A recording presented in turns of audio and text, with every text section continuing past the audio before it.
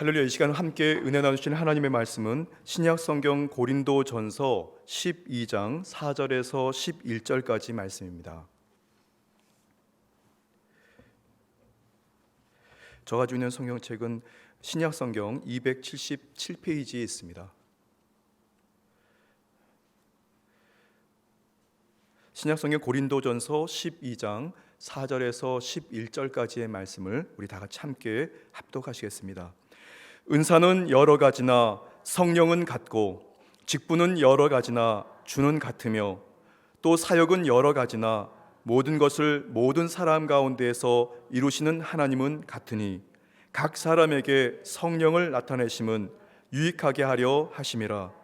어떤 사람에게는 성령으로 말미암아 지혜의 말씀을, 어떤 사람에게는 같은 성령을 따라 지식의 말씀을, 다른 사람에게는 같은 성령으로 믿음을, 어떤 사람에게는 한 성령으로 병 고치는 은사를, 어떤 사람에게는 능력 행함을, 어떤 사람에게는 예언함을, 어떤 사람에게는 영들 분별함을, 다른 사람에게는 각종 방언 말함을, 어떤 사람에게는 방언들 통역함을 주시나니, 이 모든 일은 같은 한 성령이 행하사 그의 뜻대로 각 사람에게 나누어 주시는 것이니라.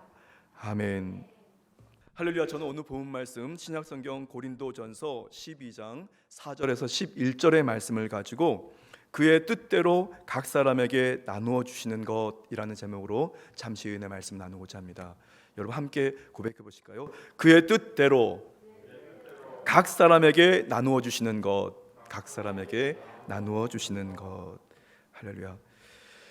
오늘 금요 성령대망의 또 대면 현장 예배로, 그리고 비대면 온라인 영상 예배로 참석하신 여러분들의 생활과 환경에 참 소망이신 예수 그리스도의 큰 은혜와 주의 응답과 기적의 역사가 넘치게 되기를 예수님의 이름으로 축복합니다. 성도는 이 신앙의 이 연조가 더해가면서 수많은 신앙의 또 삶의 영적인 체험들을 하게 됩니다. 다양한 은사를 통해서 영적인 체험을 하게 되고, 하나님께서 또 기뻐하시는 교회와 또 성도, 나라와 민족이 되어가는 것입니다. 분명히 하나님의 영이신 성령님의 역사가 그 가운데에 드러나게 되고, 그리고 복음이 증거되게 되는 이 복된 역사가 있게 됩니다. 지난 과거부터 지금 현재까지 앞으로도 계속해서 그런 과정을 통해서 주의 복음이 그 다음과 그 다음 세대들에게 전달되고, 하나님이 기뻐하시는 나라, 하나님이 기뻐하시는 교회, 하나님이 기뻐하시는 성도가 나라와 민족이 되고, 하나님이 기뻐하시는 교회와 또 성도가 되어가는 것입니다.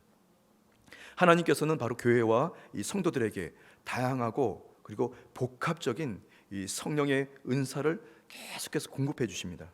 그리고 교회와 성도의 신앙과 삶을 하나님께서 하나님의 때에 하나님의 방법으로 하나님의 목적을 이루어 가고 계신 것을 여러분 믿으시기 바랍니다.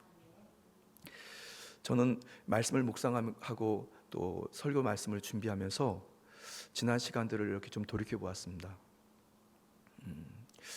저가 드러내기보다는 그냥 저가 말씀을 준비하면서 어떻게 지금까지 왔을까, 그리고 앞으로 어떻게 나아가야 할까, 이렇게 생각하면서 말씀을 준비하게 됐는데요. 저는 우리 여의도 순복음교회 처음 이제 사역을 시작한 때가 2001년 7월 25일이었습니다. 그때 이제 첫 발령을 받고 저기 김포 순복음교회 이제 교회학교 유초등부 담당 전도사로 파송이 됐습니다. 그러니까 횟수로 이렇게 따져 보니까 이제 21년 정도 사역을 하게 되었는데요. 그리고 그 과정에 이제 선교사 파송 기간이 한 8년 정도 되었습니다.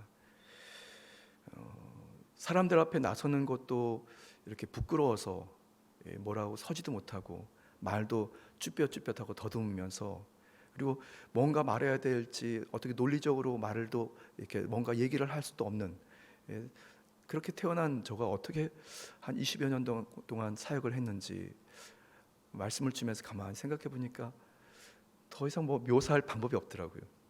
그러니까 어떻게 했을까? 어떻게 사람들 앞에, 성도들 앞에 섰을까? 어떻게 말씀을 준비하고 혹시 어떤 분쟁이 있었을 때 어떻게 그 교회나 또 그리고 맡았던 어떤 그런 조직에서 일들을 했을까 생각해 보니까 방법이 아무것도 없었습니다. 방법이 아무것도 없었습니다. 그렇다고 특출한 능력이 있었던 것도 아니고 말이죠. 그냥 하나님께서 하나님의 때에 하나님의 방법으로 그렇게 하나님의 목적을 향해서 이렇게 이끌어 가셨던 것입니다. 분쟁이 있었던 곳은 분쟁이 잠잠해지고, 그리고 때로는 각종 문제와 갈등이 있었던 곳에는 그 문제가 하나씩 해결되면서 성도들이 점진적으로 또 교회와 또 그 맡았던 그 교구나 기관에서 하나님의 일들이 결국 이루어가고 있었던 것입니다. 지지난해에 중국에서 추방 명령이 떨어지고 한국으로 이제 결국 쫓겨오게 됐는데 말이죠. 그리고 실제로 한국에 돌아와서 보니까 이 코로나19 바이러스라고 하는 이 특별한 이 전염 확산 사태 때문에 코로나가 있기 전에 중국 상황과 그리고 코로나 발발 후에 한국 상황이 별반 다른 게 없이 아마 그때 상황하고 비슷한 것이 연장되는 그런 느낌들이 많았습니다. 예배의 인원수를 제한하고 예배를 제한하고 성도들의 여러 가지 신앙과 생활에 각종 위기와 곤고와 어려움들이 자꾸 닥치게 됐던 당시 중국의 상황들, 그리고 한국에 지금 되어지는 일들을 보면서 바로 이때가 하나님께서 강하게 더 역사하셔야 될 때가 아닐까. 그리고 주님의 그 은혜를, 주님의 그 강한 역사를 더 사모해야 되는 성도로서 또 교회로서 나라와 민족이 더 사모해야 할 때가 아닌가, 그런 생각을 하게 되었습니다. 여러분들은 아시는지 모르지만 저는 그 선교사 기간 동안에 어떻게 하다가 이 선교대회 기간에 우리 여의도 순복음교회 예배에 참석하고 헌금 봉투라든가 매주 나오는 주보들을 성경책에 꼽아가지고 어떻게 그게 딸려서 중국에 들어갑니다. 그리고 중국에서 사역을 하다가 그것을 펼쳐보고 헌금 봉투라든가 여의도 순복음교회 주보를 보면 그것이 얼마나 귀중한지 아십니까? 그래서 그것을 빳빳이 구겨지지 않게 성경책에 집어넣고, 그리고 마음이 흔들리거나 때로는 여러 가지 어려움이 다가올 때 그걸 펼쳐보고, 지금도 교회에서 사랑하는 성도들이 나를 위해서 또 교회를 위해서 성도들이 기도하고 계시다고, 그렇게 또 다시 용기를 얻고 그렇게 했던 기억이 납니다. 자기의 능력이 아니라 하나님께서 하나님의 방법을 통해서, 특히 성령의 능력을 통해서 그렇게 귀한 일들을 잘 감당할 수 있도록 도와주셨던 것 같습니다. 실족하거나 포기하지 않고, 그리고 낙담하지 않고, 그리고 끊임없이 버티고 견디면서 주님의 그 은혜를 구했던 기억이 납니다. 지금 여러분들의 신앙과 생활은 어떠십니까? 지금 온라인으로 분명 예배드리는 여러분들의 지금 신앙과 생활은 어떠십니까? 아마도 쉽지 않은 그 시절이라고 생각합니다. 그리고 아마도 정말 쉽지 않은 그런 과정이라고 저는 분명히 생각합니다. 여러분, 바로 그때 저와 여러분들은 주님의 은혜를 구해야 되고 주님 앞에 더 가까이 나아가야 하고, 주님의 각종 성령의 능력과 은사를 여러분들이 사모하시면서 이 위기의 때에, 이 곤고의 때에, 각종 질병과 또 환난의 때에 저와 여러분들이 더욱더 긴장하고 깨어서 주님께 부르짖고 여러분들이 나아가게 되기를 바랍니다. 초대교회 당시, 오늘 저와 여러분들 함께 동독하신 이 고린도 교회 당시에는 다양한 성령의 강한 역사가 있었던 시절이었습니다. 그런데 그 당시에는 여러분 아마 짐작이 가능하시겠는데요, 어떤 교회라든 어떤 교회 정형적 이 틀이라든가 또 예배는 이렇게 드려야 하는 어떤 예배의 형식들, 이런 것들이 갖춰지지 않았었던, 그리고 이렇게 우리가 성경 말씀을 늘 가까이 할 수 있는 이런 환경도 아니었습니다. 그저 바로 누구에게 전했던, 예수님께 사셨던 말씀을 들었던 제자들이 말씀을 전하는 구전을 통해서 자꾸 이렇게 전했던, 그러니까 이것이 맞는지 저것이 맞는지 그걸 모르지만, 그러나 순간순간마다 성령님께서 도와주시고 역사하실 때 그 힘을 빌어서 그 성도들이 성도가 되어가고 교회를 구성해 가면서 예배를 이렇게 저렇게 막 시도해 가면서 예배가 구성되면서 성도들이 그렇게 정말 아무것도 없는 자리에서 교회가 되고 성도가 되어갔던 시절이었습니다. 그런데 당시 이 고린도 교회에는 성령의 강한 역사가 있었을 뿐 아니라, 당시에는 이 고린도 교회에는 유대교인들 중에 개종한 이 성도들이 계셨고, 그리고 대다수 이방인들이 모여서 교회가 구성되었습니다. 그러다 보니까 자기의 가치관, 생각들이 다 달라서 각종 어떤 주의나 주장들이 다양했습니다. 결국 우상 숭배, 음행, 그리고 분쟁과 분열이 심했을 뿐 아니라 교회 내에서도 각종 고소 고발 일들이 끊이지 않았던 그런 역사적인 증언들이 있습니다. 중요한 것은 그럼에도 불구하고 하나님의 영이 그곳에 마음껏 역사하셔서 교회가 되어가고 있었는데요. 당시 중요한 논쟁 중에 고린도 교회는 성찬 예식, 그리고 은사에 대해서, 그리고 예수님께서 언제 곧 다시 오실 것이라고 하는 곧 재림에 대한 그런 논쟁들이 끊이지 않았습니다. 그 과정을 통해서 바른 교리나 또 교회가 세워져 갔던 것인데요. 오늘 이 시대를 살아가는, 혼란의 시대를 살아가는, 그리고 정말 곤고의 시대를 살아가고 질병의 시대를 살아가는 우리에게 아마 초대교회에 갈급했던 성도들, 그 혼란했던 교회의 여러 가지 어려움 중에도 신앙을 지켰던 성도들, 사도 바울과 여러 이 선지자들의 그 말씀을 기대하고, 그리고 성령님의 도우심을 기대하고 성령님의 도우심을 받았던 성도들, 우리는 바로 그 시대와 어떻게 보면 같은 시대를 살아가고 있다고 저는 분명히 믿습니다.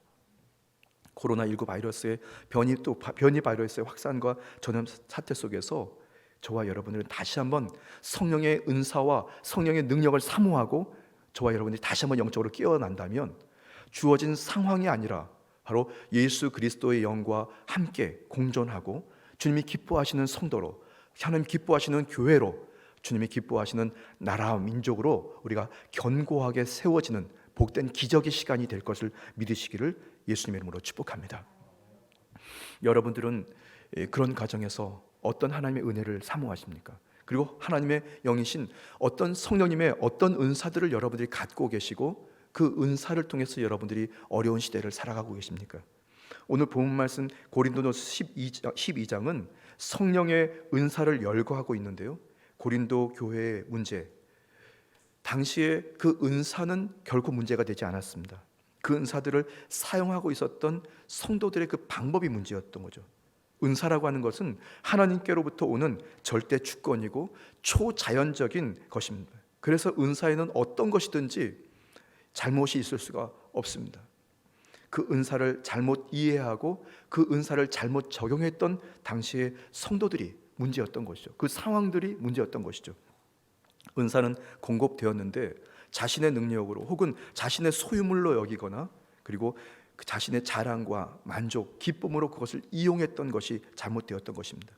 어떤 은사는 귀히 여기고 어떤 은사는 허찰이 여길 뿐 아니라 어떤 은사들은 필요하지 않다고까지 그들이 생각했던 그것이 잘못됐던 것입니다. 은사는 하나님께서 저와 여러분들에게 주셨을 때에 분명한 목적이 있었고 그 은사는 그것으로 바로 영향을 미치게 되었는데 바로 그 은사를 잘못 이해하고 적용했던 성도들의 그런 태도들이 잘못됐던 거죠. 단지 이 신앙조차도 지킬 수 없는 그 자기의 신앙과 생활을 견딜 수도 없는 그런 시대를 살아가는 바로 이때, 당시에도 그랬던 것처럼 바로 그의 뜻대로 각 사람에게 나누어 주시는 그 신령한 것, 그 은사를 오늘 저와 여러분 다시 한번 살펴봄으로써 우리의 신앙을 잘 지키고 하나님이 기뻐하시는 건강한 성도요, 하나님이 기뻐하시는 건강한 교회요, 하나님이 건강한 또 우리 장래와 후손이 되시기를 예수님의 이름으로 축복합니다. 그렇다면 첫 번째 우리가 생각해야 하는 바로 은혜, 그것은 한 성령이 행하시는 은사라는 것입니다. 한번 같이 고백해 보실까요? 한 성령이 행하시는 은사, 성령이 행하시는 은사. 오늘 예배에 임하는, 현장 예배에 임하는 여러분들, 그리고 비대면 온라인으로 예배드리는 여러분, 하나님께서는 믿음의 성도들에게 각종 다양한 은사를 공급해 주셨습니다. 그래서 그 은사를 통해서 저와 여러분들이 주님의 그 은사를 통해서 또 다른 하나님의 거룩한 사명들을 감당해야 되는데 그 은사는 한 성령께서 행하시는 은사라는 것입니다. 출처, 그 은사의 출처, 그 은사의 기원이 바로 성령님 한 분이라는 것이죠. 저는 과거에 그 80년대 말에 이제 군복무를 했었는데 말이죠. 그 추운 겨울날 새해가 되면서 새해 첫 그 날 즈음에 그 국군 위문 선물 세트라는 것을 받아봤습니다. 여기 이제 저보다 연장자가 되시는 분들이 계신데 아마 더 좋은 것들 받아보셨겠죠. 지금도 그런 선물들 받으면지 모르겠습니다. 크기가 글쎄요 꽤 큽니다. 이렇게 각 통 안에 이제 큰 상자 안에 들어 있는데 뭐라고 막 적혀 있어요. 그래서 그걸 똑같이 나눠 주면 그걸 받습니다. 이 20대 넘은 장정들, 건강한 장정들이 말이죠. 그 선물을 받아 가지고 뭐 자기는 태어난 척하지만 사실은 굉장히 기뻤습니다. 쉽게 먹어보지 못했던 과자들도 들어 있었고 뭐 다양한 것들이 그 안에 선물들이 들어 있는데요. 똑같은 규격 안에 똑같은 선물을 받는데 저는 그때 지금 기억해 보면 똑같이 나눠줘서 받았지만 혹시 저기 있는 후배 상자에는 좀 다른 게 들어있나? 저가 받은 것보다 더 좋은 게 들어있지 않을까? 하면서 실끔실끔 눈치를 봤던 기억이 납니다. 그리고 그 상자를 과물대 안에 잘 보관해놨다가 하나씩 꺼내 먹고 혹시 그 중에서도 정말 귀한 것들은 잘 호주머니에 숨겨놓고 막 이랬던 기억이 나는데 말이죠. 똑같이 그 선물 상자를 나눠줬던, 그래서 그것을 받아서 그것을 먹었던 기억이 납니다. 성령님께서 공급하셨던 성령의 은사는 그냥 그렇게 이렇게 나눠줬던 것입니다. 누구에게는 누구 특별한 것을 나눠준 것이 아니고 똑같이 필요한 것을 이렇게 나눠주는데요. 값없이 그리고 은혜로 인해서 주어진 그런 선물들이 바로 이 은사라고 하는 것 의미인데요. 이 카리스마타라고 합니다. 카리스마타. 그런데 하나님의 무조건적인 사랑의 은혜를 뜻하는 이 카리스라는 단어에서 그것이 이제 파생돼서 나온 의미입니다. 카리스마타는 저와 여러분들이 그것을 받을 자격이 없는데도 불구하고 그냥 받게 되는 것이죠. 그래서 그 은사를 때로는 은혜라고도 얘기합니다. 인간의 수고나 노력, 업적에 의해서 주어진 것이 아니라 그냥 하나님께서 일방적으로 그렇게 한 성령을 통해서 주어진, 그냥 나누어진 것입니다. 하나님의 의를 증거하는 복된 것이죠. 은사가 주어지는 것에는 어떤 특정한 이 조건이나 원칙이 있을 수는 없지만 공통적인 특징을 살펴본다면 그것은 성령의 기름 부으심과 굉장히 상관되어 있습니다. 그래서 하나님의 성별, 하나님의 거룩함, 그리고 구별됨에 따라서 그 은사가 주어지게 되는데 그 은사에 대해서 묘사하는 대표적인 성경 말씀이 고린도전서 12장 1절에 나와 있는데요. 고린도전서 12장 1절 말씀에 형제들아 신령한 것에 대하여 나는 너희가 알지 못하기를 원하지 아니하노니, 사도 바울은 그렇게 말씀합니다. 그러니까 이 신령한 것에 대해서 여러분들이 꼭 알았으면 좋겠습니다. 그리고 알아야만 합니다라고 강조하고 있습니다. 여기서 신령한 것을 이 헬라어 이 푸뉴마 이 티코스라고 합니다. 푸뉴마 티코스라고 하는데 이 단어의 의미는 인간의 영혼과 관련된, 그리고 영에 속한, 성령에 속한 것, 이런 의미를 가지고 있습니다. 오직 한 성령님께서 은사를 사모하는 자에게, 그리고 하나님께서 분명한 어떤 목적을 위해서 그 은사를 이렇게 나눠주시는 거죠. 그래서 그 은사를 공급받은 저와 여러분들은 바로 신령한 것을 알게 되고 그것을 또 사모하게 되고 그것에 대해서 더 집중하게 되면서 주님의 선한 일들을 감당할 수 있게 되는 것입니다. 그래서 이 은사를 통해서 여러 이웃과 또 사회, 가정과 교회에 유익을 끼치게 되는 겁니다. 사랑하는 성도 여러분 모두가 예외 없이 한 성령을 통해서 신령한 것, 그리고 그 은사를 사모하고 알게 되고 다시 또 사모하고 알게 되면서 여러분들이 신앙의 생활에 유익을 또 누리고 또 끼치게 되시기를 예수님의 이름으로 축복합니다. 기억하십시오. 은사, 한 성령을 통해서 행하시는 것입니다. 두 번째는 수고의 대가가 아닌 은사입니다. 수고의 대가가 아닌 은사. 하나님께서 한 성령을 통해서 행하셔서 믿음의 사람들에게 일방적으로 은사를 선물로 주셨는데요. 그 은사가 저와 여러분들의 수고와 노력이나 업적이 아니라 그냥 그렇게 은사를 공급받게 되는 일방적인 선물인데 하나님께서는 그것에 대해서 대가를 바라지 않습니다. 그냥 선물을 주신 겁니다. 그리고 그 은사를 만끽하고 그리고 유익을 누구에게 끼치도록 하게 하신 거죠. 그래서 누구든지 성령의 충만함과 그 은사를 사모할 수 있는 것이 맞는 것입니다. 그리고 그것을 은혜라고 우리는 표현하게 되는데요. 에베소서 2장 8절에서 9절 말씀에 너희는 그 은혜에 의하여 믿음으로 말미암아 구원을 받았으니 이것은 너희에게서 난 것이 아니요 하나님의 선물이라. 행위에서 난 것이 아니니 이는 누구든지 사랑하지 못하게 하려 함이라. 저는 그 중국에서 목회 사역을 하고 선교 사역을 하면서 말이죠, 처음 맞닥뜨렸던 교회 담임 목사라고 이렇게 직책은 있었는데 뭘 해야 될지 처음 경험해본, 아무것도 경험해보지 않았었습니다. 재직 임명은 어떻게 해야 되는지, 공동의회는 어떻게 해가야 되는지, 투표는 어떻게 해야 되는지, 성도들이 문제를 만났을 때 어떻게 성도들을 위로하고 성도들에게 잘 이끌어 가야 되는지, 어떻게 보면 또 교회의 각종 시설 관리물들은 어떻게 유지를 해야 되는지, 수리해야 되는지 아무것도 경험해보지 않았는데 지금 돌이켜보니까 정말 아무것도 모르고 아무것도 할 수 없는 그런 환경에서 주님께서 각종 은사를 공급해 주셔서 교회는 교회되고 성도는 성도가 되고 목회자는 목회자가 되었던 기억이 납니다.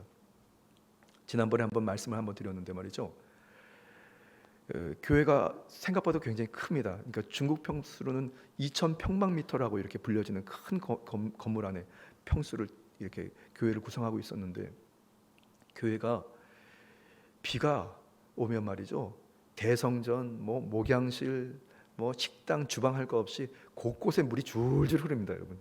그래서 대성전에 보면은 물이 한번 비가 오면은 이 홍수가 납니다.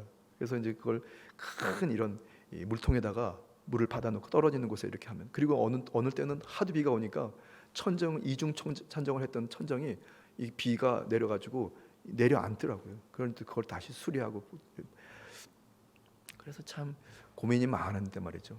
그래서 한 해 넘어가고 두 해 넘어가는 즈음에 주님 앞에 기도를 막 드렸어요. 하나님, 목회자가 말이죠, 성도들에 대해서 관심을 집중하고 말씀도 전해야 되고 그래야 되는데 이 시설 관리 때문에 마음 뺏기다, 이거 어떻게 목회 어떡합니까? 하나님 좀 도와달라고 방법을 막 구해요. 성도들하고 이제 어떻게 하면 비가 안 새는지 등등 어떻게 대처하는지 당번을 짜가지고 막 이렇게 해도 사실은 방법이 없었습니다. 그런데 주님께 그렇게 부탁을 드렸더니 하나님께서 그 건물주의 마음을 감동시키셔서 세 번째 해에 큰 공사를 하고, 그 건물주 말로는 비용을 엄청나게 들여서 방수 공사를 시작하더라고요. 그리고 나니까 언제 그랬나 싶을 만큼 그냥 태연하게 원래 그랬던 것처럼 예배에 집중하고 은혜에 집중하고 말씀에 집중했던 기억이 납니다. 비가 오면 그 물걸레질을 하고, 비가 오면 또 곰팡이 생겼던 걸 또 닦아내고 했던 그런 기억들. 새벽에 비가 막 내리치면 그냥 옷을 막 주섬주섬 입고 가서 또 이렇게 물통을 딱 받아놓고 막 했던, 그럼 주님께 도움을 구했더니 그런 일들을 안 하고 더 성도들에게 집중하고 말씀에 집중했던 기억이 납니다. 어려운 시절을 살아간 여러분들에게 지금 처해 있는 여러 가지 문제들, 인간적인 방법, 공로나 업적들, 나의 지혜나 방법들, 경험들을 다 충동하는 것도 중요하지만 여러분, 성령님의 도움을 구하고 주님께서 그 주시는 대가를 바라지 않고 주님께서 분명히 주시는 그 은사를 여러분들이 사모하게 되기를 바랍니다.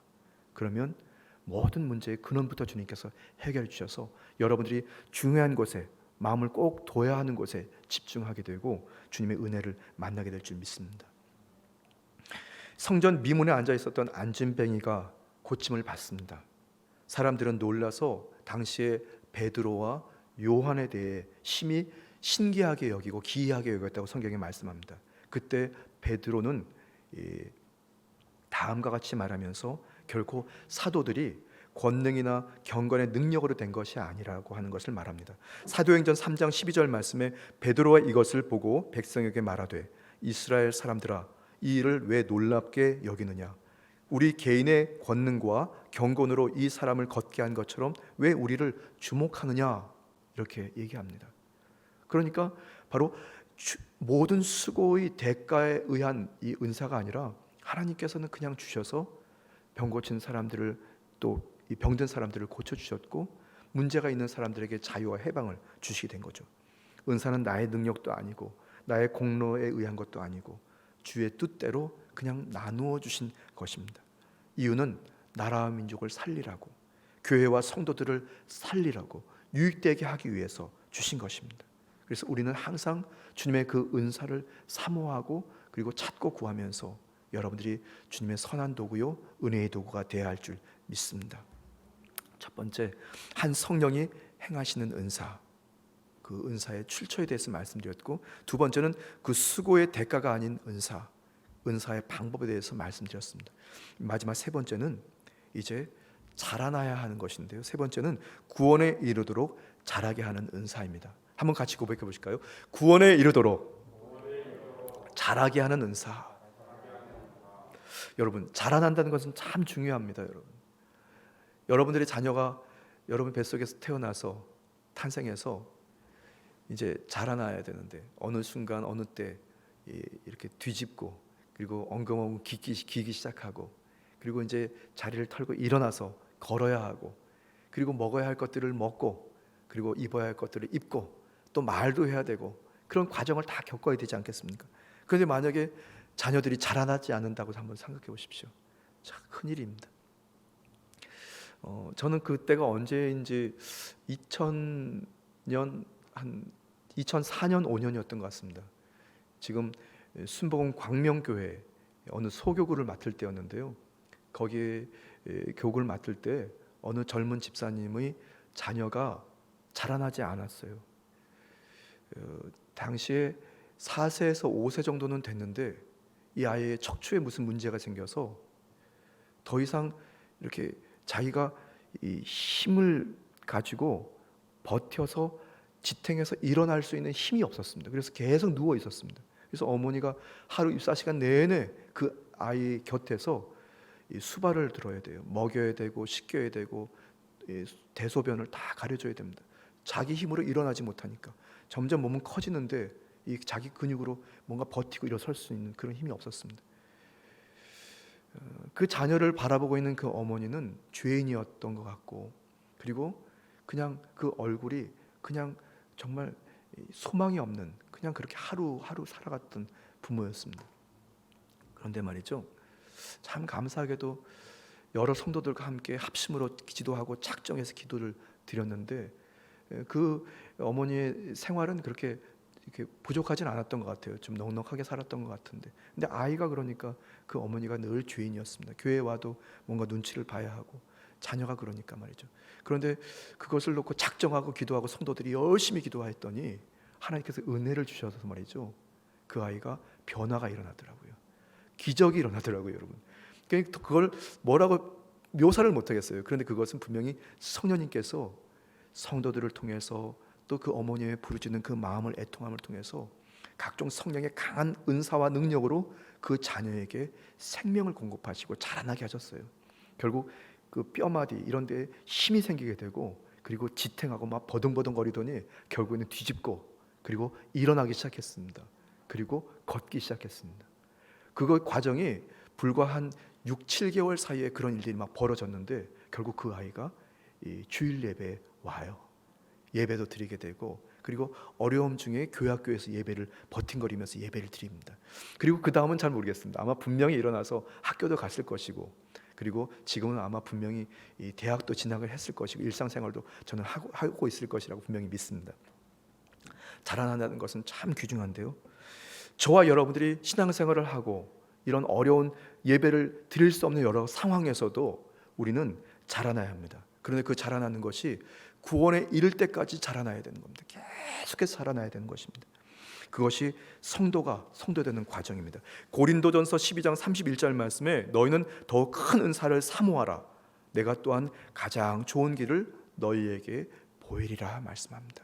그래서 우리는 구원에 이를 때까지 주님의 그 은사, 더욱 큰 은사를 사모하고 다시 은사를 사모하고 은사를 사모해야지 우리가 자라나서 구원에 이르게 되는 겁니다. 모든 성도의 신앙과 삶은 구원의 자리에 이르기까지 성장해야 합니다. 그런데 그 성장하기 위해서는 은사를 사모해야 됩니다. 지금보다 더 많은 은사, 더 큰 은사를 사모해야 되는 거죠. 자신의 신앙과 삶뿐 아니라 이웃과 주변의 모든 사람들에게 선한 영향을 미칠 수 있도록 우리가 은사를 사모해야 합니다. 제가 서두에 여러분들에게 말씀을 전하기 전에 여러분들은 어떤 은사를 가지고 계십니까? 이렇게 그냥 여쭤봤거든요.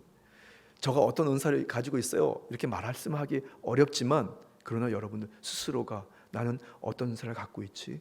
내가 어떤 은사에 대해서 사모하고 있지? 그리고 앞으로 내가 어떤 은사를 가지고 더 선한 영향을 미쳐야 되지 하는 여러분들이 그런 긍정적이고 적극적인 신앙을 가지고 은사를 귀히 여기게 되기를 바랍니다. 베드로전서 2장 1절에서 2절 말씀에 그러므로 모든 악독과 모든 기만과 외식과 시기와 모든 비방하는 말을 버리고 갓난 아기들 같이 순전하고 신령한 젖을 사모하라. 이는 그로 말미암아 너희로 구원에 이르도록 자라게 하려 함이라. 여러분, 구원에 이를 때까지 우리는 그냥 그렇게 어떻게 되겠지가 아니라 우리는 믿는 자로서 그 은사를 사모해야 합니다. 그 은사를 우리가 믿음으로 선한 영향을 미치고 유익을 끼칠 수 있도록 여러분들 주님께 그 은혜를 달라고, 그 은사를 달라고 우리가 구체적으로 기도드려야 합니다. 믿으십니까? 오늘 예배에 임하신 여러 성도 여러분, 그리고 오늘 현장 예배, 온라인으로 예배를 여러분 모두, 여러분들에게 지금 은사는 어떤 은사를 가지고 계십니까? 그 은사를 어떻게 활용하고 계십니까? 저와 여러분들이 그 은사를 활용하고 사모할 때에 여러분의 심령이 변화되고 여러분의 가정이 변화되고 직장과 사업이 변화될 뿐 아니라 우리 교회와 우리 나라와 민족이 바뀌게 될 줄 믿습니다. 이 말씀을 마치고 이제 함께 기도드려야 될 텐데요. 저는 그 중국 청도 순복음 한인교회에서 주일 예배가 거의 어려운 상황이었습니다. 그런데 하나님의 영이신 성령님께서 저에게 자꾸 감동을 주시기를 예배를 다 회복시켜라, 그런 메시지를 주셨어요. 그래서 주일 예배, 수요 예배, 그리고 금요 성령 대망회, 중보 기도회, 남성 연합 예배, 권사 지구역장 예배, 또 구역 예배 등 예배를 회복시키려는 어떤 이 장기 플랜을 가지고 주님 앞에 기도드리면서 하나씩 이제 두드리기 시작했습니다. 물론 저의 능력이 아니고 말이죠. 하나님께서 그때 지혜를 주시고 기획을 하게 하시면 그때 준비하고 합니다. 오늘과 같이 금요 성령대망에 예배가 없었습니다. 그런데 예배를 드려야 되겠는데 예배 드릴 사람이 아내와 저가 있었습니다. 둘이 있는데 성도들에게 이제 광고는 했는데 몇 월 달부터 금요 성령 예배가 드려질 테니까 예배에 참석해 주세요, 이렇게 했는데 실제로 참석할 수 있는 성인들은 17분이 계셨습니다. 교회에 말이죠. 큰 성전이었는데 찬양 인도도 할 사람도 없었고 또 피아노 반주할 분도 없었습니다. 아무도 없었습니다. 그래서 제가 그 당시에 이제 남아 계셨던, 다 떠나고 성도들이 다 떠나고 남아 계셨던 17분 중에 예배에 참석할 수 있는 분 한 두 가정을 이렇게 권유해서 예배에 같이 드리자고 이렇게 했는데 중국에서 살아가는 한인들은 여유 있는 분들이 많지 않았기 때문에 다 아내도 그렇고 남편도 그렇고 다 일을 해야 됩니다. 개인 사업도 해야 되고 직장 생활도 해야 돼서 그래야 이제 벌어 먹고 사니까 말이죠.